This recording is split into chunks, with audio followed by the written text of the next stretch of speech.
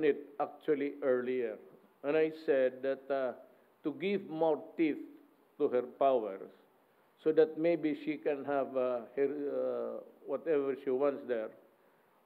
Sabi ko, as long as there is a security clearance from the government, from the military and the police, go ahead. Kasi sabi ko, cooperate.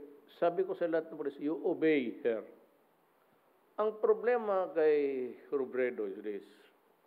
Right after she was appointed, she began talking publicly about inviting the Human Rights Commission. She was talking to the United Nations. She would want to talk to the European.